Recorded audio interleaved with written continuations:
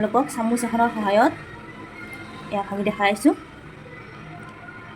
দেখিছেনে কিমান ছফ্ট হৈছে মিঠাইটো, আৰু খাবলৈ সিমানে টেষ্টি হৈছিলে। এতিয়া বলকচোন ৰেচিপিটোৰ মাজলৈ আগবাঢ়ো। ইয়াতে গাখীৰ লৈ লৈছোঁ মই 1 লিটাৰ। এতিয়া গাখীৰখিনি গৰম হ'ব দিছোঁ। এয়া গাখীৰখিনি উতলা হৈ গৈছে। এতিয়া মই ইয়াতে ভিনেগাৰ দি পেলাই গাখীৰখিনি ফাটাই ল'ম। আপোনালোকে ইয়াতে নেমুৰ ৰসো ব্যৱহাৰ কৰিব পাৰে। এইখিনি পানী আৰু ভিনেগাৰ মিক্স কৰি লৈছোঁ। এতিয়া এইখিনি অলপ অলপকৈ ইয়াতে দি দিম।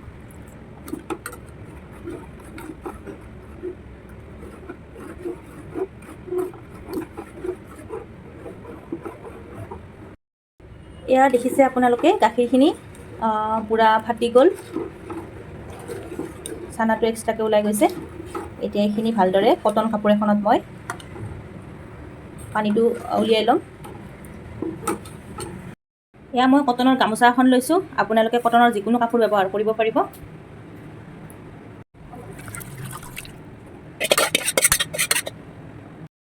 এতিয়া ভালদৰে চাফা পানীৰে ধুব লাগিব চানাখিনি।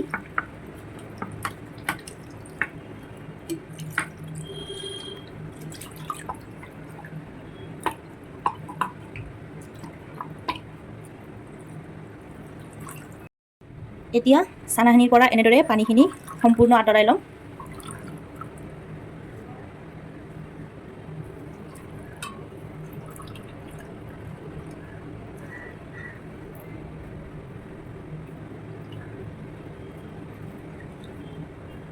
এনেকৈ 10 মিনিটমান সময় ৰাখি থৈ দিম।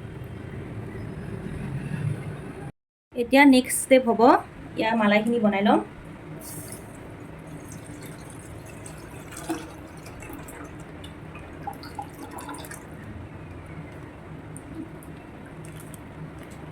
এয়া আধা লিটাৰ গাখীৰ লৈ লৈছোঁ আৰু গাখীৰখিনি এতিয়া গৰম হ'ব দিছোঁ। এতিয়া মালাইখিনি দিবৰ কাৰণে মই অকণমান ড্ৰাই ফ্ৰুটছ ৰেডি কৰি ৰাখিছোঁ। কাজু, আলমণ্ড আৰু 2টা ইলাইচি আৰু অলপ কেশৰ। এতিয়া গাখীৰখিনি অলপ অলপকৈ উতলি উতলি কমিব ধৰিছে।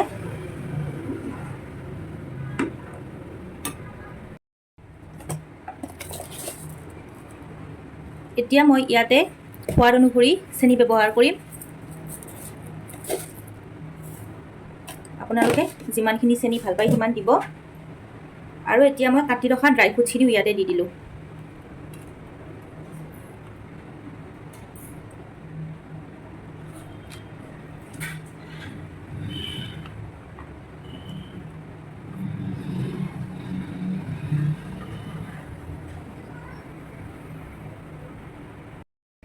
এতিয়া চানাখিনি আপোনালোকে দেখিছে, 10 মিনিট পিছত মই দেখাইছোঁ চানাখিনিৰ পৰা পানীখিনি সম্পূৰ্ণৰূপে আঁতৰি গৈছে। আৰু এতিয়া মই এখন প্লেট লৈ লৈছোঁ ডাঙৰ। এই প্লেটখনত চানাখিনি ভালদৰে এনেদৰে আমি ৰসগোল্লা যেনেদৰে বনাওঁ তেনেদৰে এয়া চানাখিনি প্লেটত উলিয়াই ল'লোঁ। 10 মিনিট পিছত দেখিছে কিমান ধুনীয়া ছফ্ট হৈছে আৰু পানীখিনি সম্পূৰ্ণ আঁতৰি গৈছে। এতিয়া এইখিনি ভালদৰে হাতেৰে এনেদৰে মোহাৰি ল'ম। এতিয়া চানাখিনি ভালদৰে 10 মিনিটমান সময় এনেদৰে মঠিব লাগিব।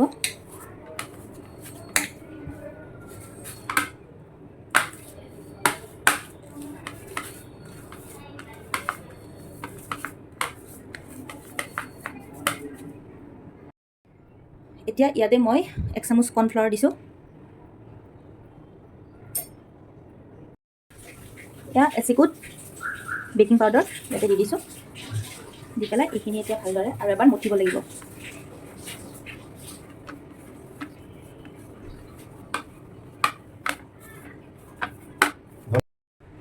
এনেদৰে সৰু সৰুকৈ বল বনাই লৈছোঁ। লৈ পেলাই এনেদৰে চেপ এটা কৰি দিছোঁ। গোটেইখিনি বনাই লওঁ, তাৰপিছত দেখুৱাই আছোঁ আপোনালোকক।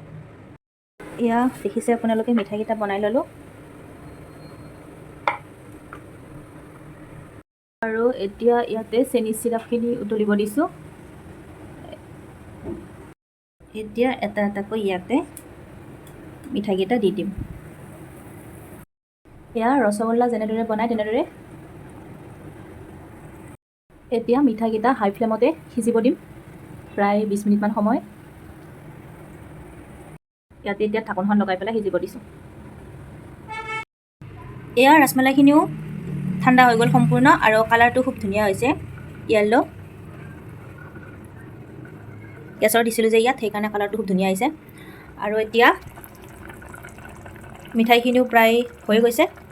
এতিয়া গেছটো অফ কৰি দিছোঁ। তাৰপিছত দেখুৱাই আছোঁ আপোনালোকক। ইয়াত এটা এটাকৈ মিঠাই থৈ ল'ম।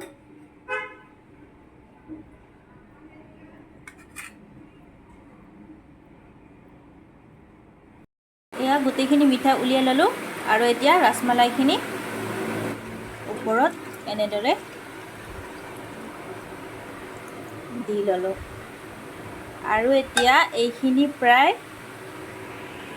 4 ঘণ্টামান সময় ৰাখি থ'ব লাগিব। তাৰপিছত আমাৰ ৰসমলাই ৰেডি হৈ যাব। এয়া ওপৰত এনেকৈ কেশৰ দি দিছোঁ দেখিব ধুনীয়া হ'ব কাৰণে।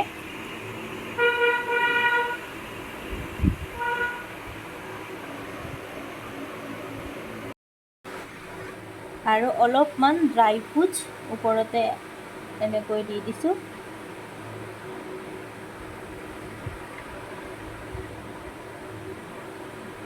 অলপ পিছত আকৌ দেখুৱাই আছোঁ আপোনালোকক। এয়া 4 ঘণ্টা সময়ৰ পিছত আপোনালোকক দেখাইছোঁ কিমান ধুনীয়া হৈছে দেখিবলৈ। একদম পূৰা দোকানৰ নিচিনা হৈছে এয়া, আৰু পূৰা একদম ছফ্ট হৈছে দোকানৰ নিচিনা। আপোনালোকে যদি ট্ৰাই কৰি চোৱা নাই তেনেহ'লে ট্ৰাই কৰি চাব, বহুত টেষ্টি হয়। আৰু যিসকলে ভিডিঅ'টো শেষলৈকে চালে তেওঁলোকক মোৰ ফালৰ পৰা বহুত বহুত ধন্যবাদ। আৰু যিসকলে এতিয়ালৈ মোৰ চেনেলটো ছাবস্ক্ৰাইব কৰা নাই অতি সোনকালে মোৰ চেনেলটো ছাবস্ক্ৰাইব কৰি দিব। Thank U.